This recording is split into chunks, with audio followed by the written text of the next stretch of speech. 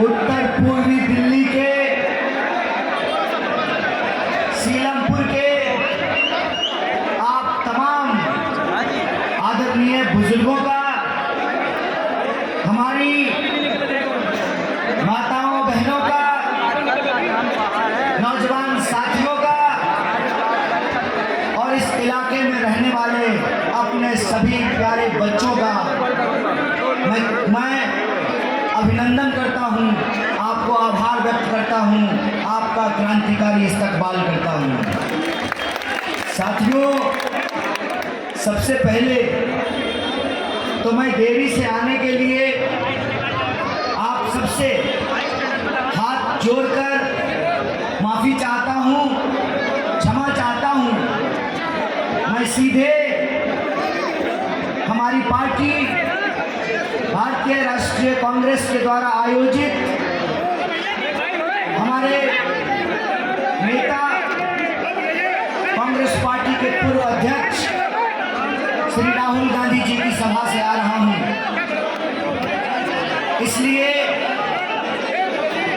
आपके बीच देरी से आया हूं और चुनाव आचार संहिता की यह सीमा है कि 10 बजे चुनाव प्रचार बंद हो जाते हैं। मैं जानता हूं कि आप तकरीबन 6:30 बजे से इंतजार कर रहे हैं। घंटों इंतजार के बाद मैं यहां आया हूं और 20-25 मिनट के भीतर यह सभा हम लोगों को समाप्त करनी है।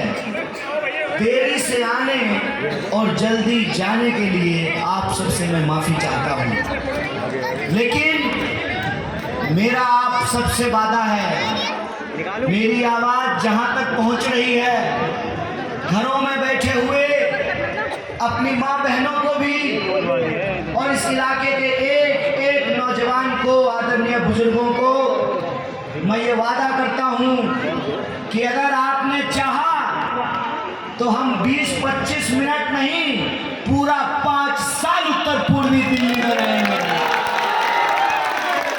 इसीलिए अब बिना किसी देरी के, मुझे मालूम है आप लगभग हमारे सभी नेताओं का भाषण सुन चुके हैं, सुन लिए ना, और मैं अब कोई औपचारिकता किए बिना सीधे आपसे 2-4 बात करूंगा, अपनी दिल की बातें कहूंगा, क्योंकि मन की बात तो कोई और सुनाते हैं। आज आए थे, हुजूर आते आते बहुत देर कर दी। 10 साल लगा है साहब को, 10 साल यमुना के उस किनारे से इस किनारे आने में साहब को 10 साल लगा है। आपने अगर चाहा तो अभी आदरणीय प्रधानमंत्री जी नई दिल्ली से चलकर उत्तर पूर्वी दिल्ली आए हैं। आपने चाहा तो पूरी की पूरी सरकार को यमुना पार लेकर के आएंगे। कह रहे थे कि मैं अपने परिवार के लिए जीता हूं, 140 करोड़ लोगों के लिए जीता हूं। गिनती तो नहीं हुई है, गिनती 2021 में होना था, आखिरी बार गिनती 2011 में हुई। अगर गिनती होती तो उस 140 करोड़ में हमारा भी एक नाम होता, और उस 140 करोड़ परिवार की अगर बात हो रही है तो मैं ये पूछना चाहता हूं कि कल भाजपा के भेजे गए गुंडे के द्वारा जो हमला कराया गया है, एक महिला पार्षद के ऊपर हमला कराया गया है, हमारे जैसे साधारण व्यक्ति के ऊपर जो हमला हुआ है, तो आपके परिवार में हम शामिल हैं कि नहीं है, जरा ये बताइए। जिन लोगों को कोविड के दौरान ऑक्सीजन नहीं मिला, शमशान में जगह नहीं मिली, अस्पताल में बेड नहीं मिला, उन परिवार के लोग उस 140 करोड़ के परिवार में शामिल हैं कि नहीं है? हर घंटे जो 2 जवानों को हर घंटे मजबूरन आत्महत्या करनी पड़ती है, हर घंटे जो देश के जो किसानों को आत्महत्या करनी पड़ती है, वो किसान और जवान 140 करोड़ के परिवार में शामिल है कि नहीं है? हर मिनट इस देश की किसी न किसी महिला के साथ जो अत्याचार होता है, 140 करोड़ के परिवार में वो शामिल है कि नहीं है? बिना गुनाह के अपना हक मांगने की सजा के चलते झूठा वीडियो बनाकर, झूठा मुकदमा बनाकर पत्रकारों को, विद्यार्थियों को, लेखकों को, राजनीतिक कार्यकर्ताओं को, सामाजिक कार्यकर्ताओं को जो जेलों में बंद करके रखा गया है, उनका परिवार 140 करोड़ लोगों के परिवार में शामिल है कि नहीं है? हम पूछना चाहते हैं कि पिछले 10 साल में कहाँ तो तय था चिरागा हर एक घर के लिए, कहाँ चिराग मयस्सर नहीं शहर के लिए। हम जानना चाहते हैं कि पिछले 10 साल में पढ़े लिखे 2 करोड़ नौजवानों की जो नौकरियां छीन ली गई, वो लोग 140 करोड़ के परिवार में शामिल हैं कि नहीं हैं? हम पूछना चाहते हैं कि बीटेक करके, एमबीए करके, एमए करके, एमएससी करके, पीएचडी करके, बायोडेटा लेकर के नौकरी के लिए दर दर भटकने वाले वो नौजवान 140 करोड़ के परिवार में शामिल हैं कि नहीं है? हम पूछना चाहते हैं कि जीएसटी की मार झेल रहे ये छोटे दुकानदार, छोटा मोटा बिजनेस करने वाले, धंधा करने वाले, रोजी रोजगार करने वाले वो लोग 140 करोड़ के परिवार में शामिल हैं कि नहीं है? हम पूछना चाहते हैं कि एमपी बनेगा 5 साल के लिए, प्रधानमंत्री बनेंगे 5 साल के लिए, विधायक बनेगा 5 साल के लिए, पार्षद बनेगा 5 साल के लिए, लेकिन जिन नौजवानों के, गरीब के बच्चों को नौकरी मिलती है सेना में, अग्निवीर के चलते जिन नौजवानों का सपना छीन लिया गया, उन अग्निवीरों का परिवार 140 करोड़ के परिवार में शामिल है कि नहीं है? हम पूछना चाहते हैं कि इस देश के भीतर जो साधारण लोग हैं, उत्तर पूर्वी दिल्ली में रहने वाले जो 24 लाख वोटर हैं, जो लाखों नागरिक हैं, वो लोग 140 करोड़ के परिवार में शामिल हैं कि नहीं है? जनाब आए हैं, पधारे हैं श्रीमान। सरकार यमुना के उस किनारे से इस किनारे आई है। हमारा नाम कन्हैया है। बचपन में पढ़ा करते थे, यह कदम का पेड़ अगर माँ होता यमुना तीरे, मैं भी उस पर बैठ कन्हैया बनता धीरे धीरे। हम पूछना चाहते हैं कि 10 साल में ही सही एक बार आए तो सही, 10 साल में ही सही एक बार अपना शकल दिखाए तो सही। हम कहना चाहते हैं जब देर आए तो कम से कम दुरुस्त तो आते। हम पूछना चाहते हैं कि जब आ ही रहे थे तो हेलीकॉप्टर से क्यों आए? जरा यमुना पार करते कश्मीरी गेट के बस अड्डे के सामने वाले फ्लाईओवर से, तब पता चलता कि शाहदरे जाने वाली पुल के नीचे से जब हम मौजपुर की तरफ आते हैं तो इस रोड पे कैसा जाम लगता है।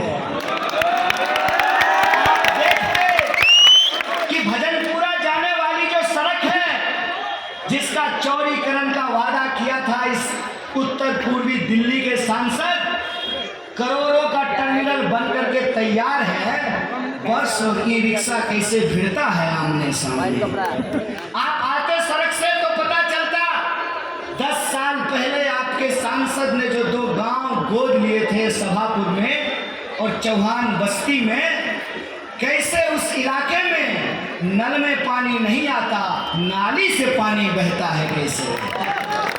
आप आते सड़क से तो पता चलता कि दूसरे इलाके में रेड का मतलब होता है रुकना। हमारे उत्तर पूर्वी दिल्ली में रेड का मतलब होता है जल्दी जल्दी निकल लो नहीं तो जाम में फंस जाओगे। दूसरे इलाके में ट्रैफिक पुलिस को देख करके लोग जल्दी जल्दी सीट बेल्ट लगा लेते हैं।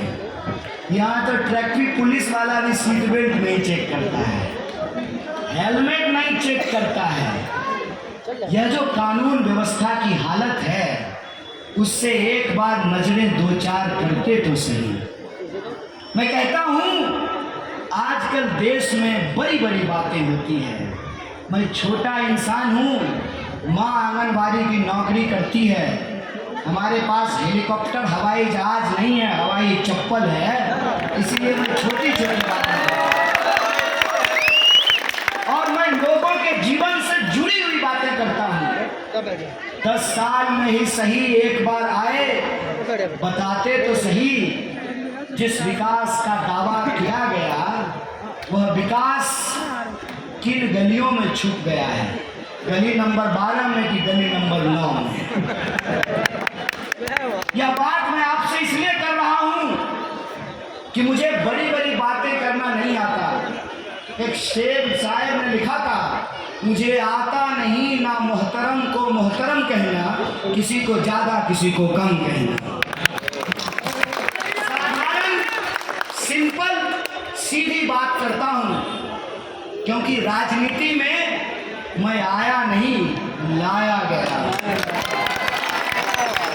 मैं तो दिल्ली पढ़ने आया था साहब, और मैं घर छोड़ा था प्रधानमंत्री बनने के लिए नहीं, मैं तो आईएएस बनने के लिए घर छोड़ के आया।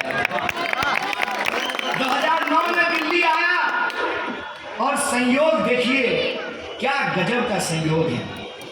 इसको कहते हैं अंग्रेजी में नेचुरल जस्टिस। जिसको छोड़ करके साहब घर से निकले उनका नाम यशोदा है और मेरा नाम कन्हैया है।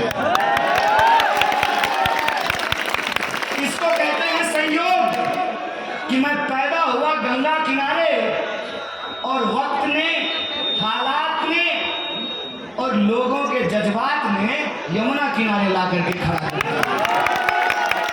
और यमुना की जब बात हो रही है तो मैं एक बात आपको बता दूं, मेरा नाम कन्हैया है और हमने धर्म को बखूबी समझा है। जब हम धर्म के बारे में पढ़ते हैं और जो हमने पढ़ा है उसकी एक बात मैं आपको कहना चाहता हूँ, दुनिया का कोई ऐसा धर्म नहीं जो इंसान को इंसान से लड़ाने की बात करता। दुनिया का ऐसा कोई धर्म नहीं जो शक्ति और सत्ता के साथ खड़ा होता हो। शक्तिशाली के साथ खड़ा होना धर्म नहीं है, निर्बल के साथ, कमजोर के साथ खड़ा होना धर्म है। कृष्ण जी जेल में पैदा हुए थे और उनका जो मामा था कंस, उसको एक भविष्यवाणी सुनाई थी कि एक लड़का पैदा होगा तुम्हारी जेल में और वो तुम्हारा वध करेगा। कंस ने क्या किया मालूम है? उसके राज में जितने बच्चे पैदा हो रहे थे उसके बाद, उस भविष्यवाणी के बाद, हर बच्चे की वो गला घोट करके हत्या करवा देता। और रात को कृष्ण जी का जन्म हुआ। कृष्ण जी को यमुना पार कराया उनके पिताजी ने और नंद के पास जाकर के छोड़ दिया। हर बार कंस ने कृष्ण जी का वध करने के लिए राक्षस भेजे और हर बार कृष्ण जी बच गए। कृष्ण जी को पता चला कि ये राक्षस उनके मामा के द्वारा भेजा जाता है। वो चाहते तो मामा के पास जाते और कहते मामा को हाथ जोड़ करके कि मामा काहे का झगड़ा, एक सीट हमको भी अपने राज दरबार में दे दो। मतलब आजकल लोग एक एमपी सीट के लिए, एक एमएलए सीट के लिए, एक पार्षद की सीट के लिए लिए अपना ईमान बेच देते हैं। धर्म का मतलब ये होता है कि कृष्ण ने कहा कि मुझे कंस के दरबार में सोने की कुर्सी नहीं चाहिए, मैं गोकुल के लोगों की गाय चढ़ा करके जीना पसंद करूंगा। और ये संयोग है कि मुझे जहां जीवन की परिस्थिति ने ला करके खड़ा किया है, जिस यमुना के किनारे, उस यमुना के किनारे जो रहने वाले लोग हैं उनकी बस्ती का नाम है ब्रजपुरी, नंद नगरी, सुंदर नगरी। ये कोई संयोग है और ये चाहे जितनी भी ताकत लगा लें। मनोज तिवारी ने एक नमूना भेजा था, उनको लगा कि इसके ऊपर हमला कर देंगे तो ये घबरा जाएगा। अरे पूछ तो लेते जैसा के पप्पा को, तुम्हारा बॉस पिछले 8 साल से कोशिश कर रहा है। हमारी रगों में देशभक्ति का खून बहता है, इस बात को याद रखो।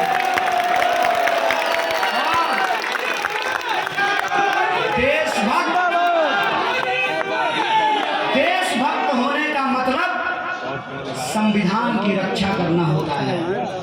हमारे पुरखों ने अंग्रेजों की चापलूसी नहीं की। हमारे पुरखों ने अंग्रेजों से लड़ करके, जेलों में जा करके, फांसी पर चढ़ करके इस देश को आजादी दिलाई है। जैसे हमारे पुरखों ने अंग्रेजों के खिलाफ लड़ करके स्वतंत्रता सेनानी बन करके इस देश को आजादी दिलाई, वैसे ही हम संविधान सेनानी बन करके इस देश के संविधान की आखिरी सांस तक रक्षा करेंगे। और हमारा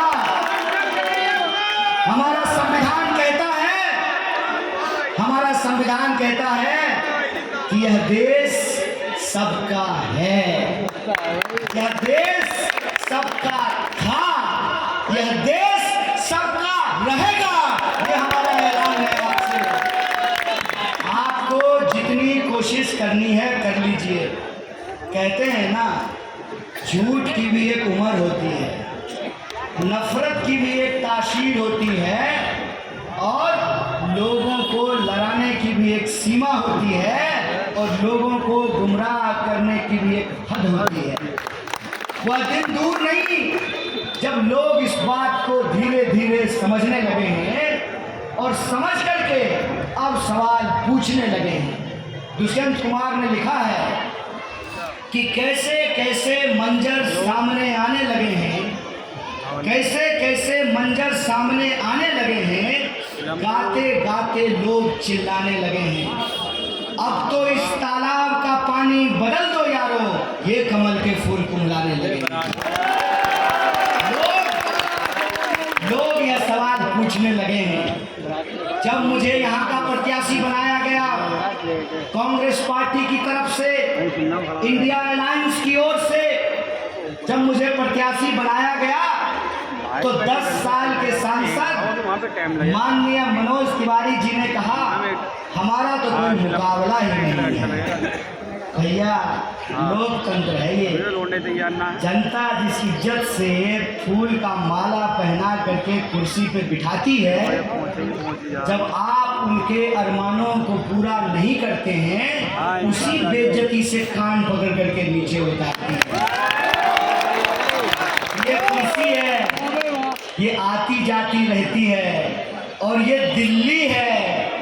दिल्ली का इतिहास ये है कि जब जब शासक को लगता है, जब जब किसी शहंशाह को लगा कि दिल्ली उनकी बपौती है, दिल्ली उनके हाथ से निकल जाती है।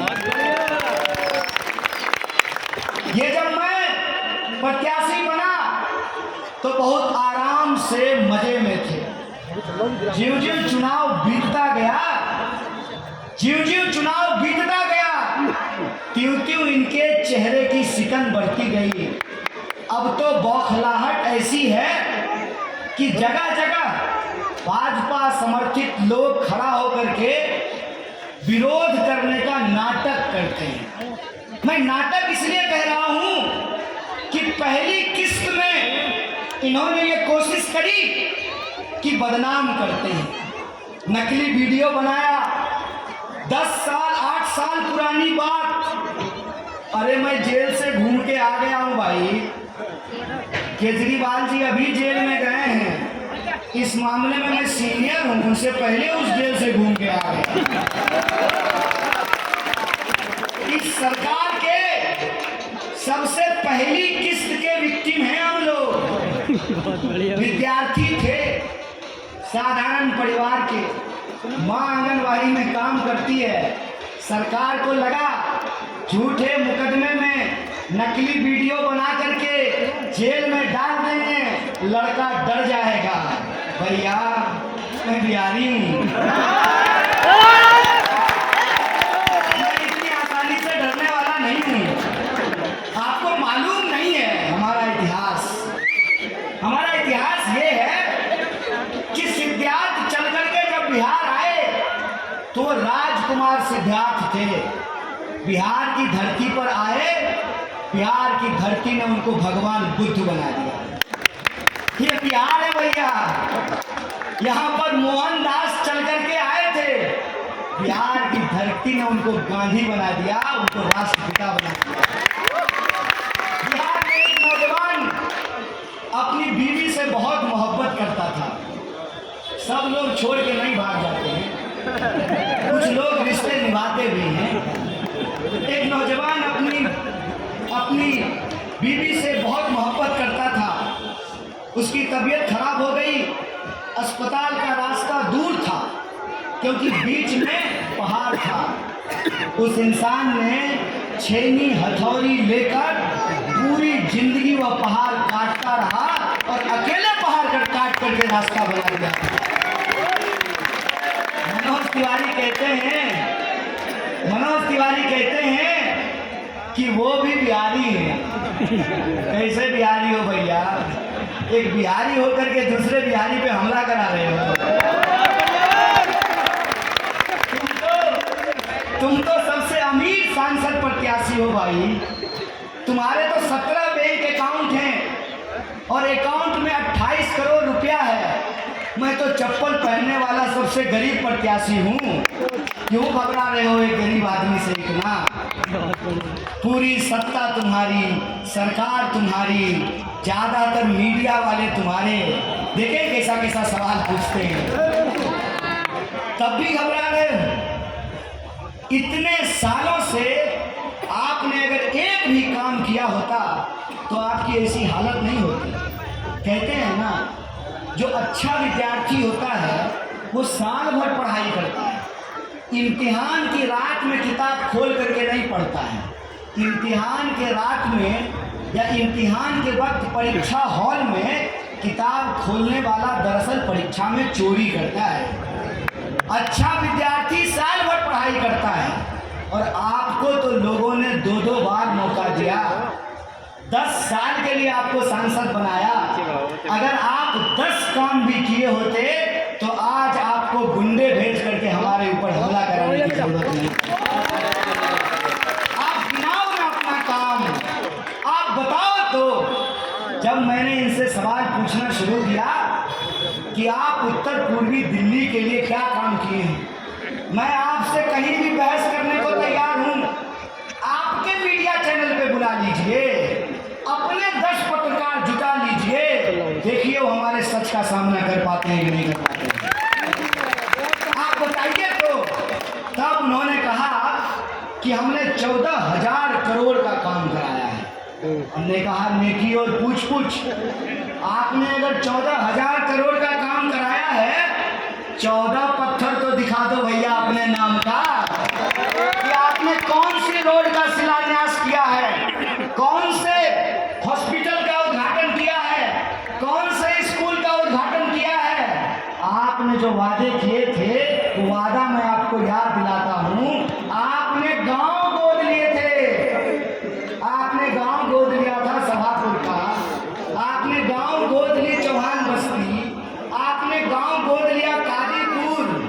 गांव तो वहीं का वहीं है, मीडिया को जरूर गोदी में बिठा लिया। इसीलिए मैं आपसे ये कहने के लिए आया हूँ मैं डरने और घबराने वाला नहीं हूँ, और किसी को भी डरने और घबराने की जरूरत नहीं है। इस देश के संविधान ने हमको वोट का अधिकार दिया है। यह जो हमारे ऊपर तानाशाही थोपना चाहते हैं, इस तानाशाही के खिलाफ वोट कीजिए। यह जो इस देश के संविधान को समाप्त करना चाहते हैं, उसके खिलाफ वोट कीजिए। यह जो समाज में नफरत फैला रहे हैं, समाज का बंटवारा कर रहे हैं, उसके खिलाफ वोट कीजिए। आप जो बराबर जाम की समस्या से परेशान होते हैं, दुकानदारों का काम धंधा कम हो गया, महिलाओं की सुरक्षा की गारंटी नहीं है, नौजवानों को रोजगार नहीं मिल रहा है, तो आप अपने पीढ़ी के पक्ष में मतदान कीजिए। आप संविधान की रक्षा के लिए मतदान कीजिए। और मैं आपसे वादा नहीं करता हूँ, मेरा काम नेतागिरी करना नहीं है। मैं बस आपको कहता हूँ कि मैं चुनाव में आपसे वादा करने नहीं आया हूँ। प्रधानमंत्री ने कहा कि अभी तो ट्रेलर है, फिल्म दिखाना है। साहब, हमने भी ट्रेलर दिखाया है। 10 साल में आपको एक बार बुलाया है, आप जिता करके तो देखिए, बार बार उनको आना पड़ेगा। यह बात मैं आपसे कहना चाहता हूँ कि हम आपके बीच, आपके साथ कंधा से कंधा मिलाकर संघर्ष करने के लिए तैयार हैं। बस आपको ये फैसला लेना है कि आप बदलाव करना चाहते हैं कि नहीं करना चाहते हैं। सब लोग पीछे वाले खुश हैं क्या? सब लोग बदलाव करना चाहते हैं? फिर एक काम आप लोगों को करना पड़ेगा। हमारे पास धन दौलत नहीं है, लड़ने का हौसला और जज्बात है। तो मैं आपसे अपील करना चाहता हूँ कि मैं एमपी कैंडिडेट नहीं हूँ, आपको एमपी कैंडिडेट बनना पड़ेगा। बोलिए, बनेंगे? किसी का इंतजार नहीं करना है जुबैर भाई, किसी का इंतजार नहीं करना है। घर में जब आग लगती है तो माँ बाप से पूछ करके पानी नहीं डालते हैं। किसी का इंतजार नहीं करना है, कौन आया नहीं आया, कौन पूछा नहीं पूछा, कौन बताया नहीं बताया। मैं कहता हूँ, देश की रक्षा के लिए, अपने वजूद के लिए, अपने अधिकार के लिए किसी का इंतजार नहीं करना है। राजनेता, नेता और राजनीतिक कार्यकर्ता से आगे बढ़ करके देश की जनता को संविधान बचाने की लड़ाई लड़नी पड़ेगी। बोलिए, संविधान बचाएंगे, अपने हक के लिए संघर्ष करेंगे। तो बिना किसी के बुलाए सुबह सुबह उठ करके मतदान करना है, लोगों से मतदान करवाना है। 5 साल के बाद ये सुखद संयोग है कि इस बार झाड़ू और हाथ साथ है। उत्तर पूर्वी दिल्ली में झाड़ू का निशान नहीं होगा। हमने, मतलब राहुल गांधी जी ने और केजरीवाल जी ने गठबंधन किया है। उत्तर पूर्वी दिल्ली में हाथ का निशान रहेगा और पूर्वी दिल्ली में झाड़ू का निशान रहेगा। इस बार केजरीवाल जी हाथ का बटन दबाएंगे और राहुल गांधी जी झाड़ू का बटन दबाएंगे। तो 25 मई को बदलाव का नंबर क्या है? बदलाव का नंबर क्या है? और ये किसका निशान है? ये किसका निशान है? लड़ेंगे, लड़ेंगे, लड़ेंगे। बहुत बहुत शुक्रिया, बहुत बहुत धन्यवाद। दोस्तों, हाईवे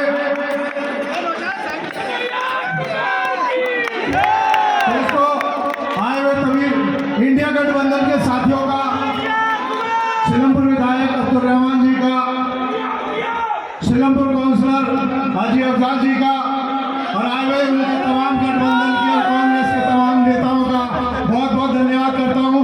मैं जुबैर भाई से गुजारिश करूँगा, मैं जुबैर भाई उत्तर पूर्वी जिला सेल्फी के लिए 5 मिनट कम पड़ेगा, इसीलिए 5 साल यहीं रखिए और खूब आनंद से आराम से सेल्फी लीजिएगा। दोस्तों, आप आराम से कन्हैया जी के साथ चलेंगे और कन्हैया जी की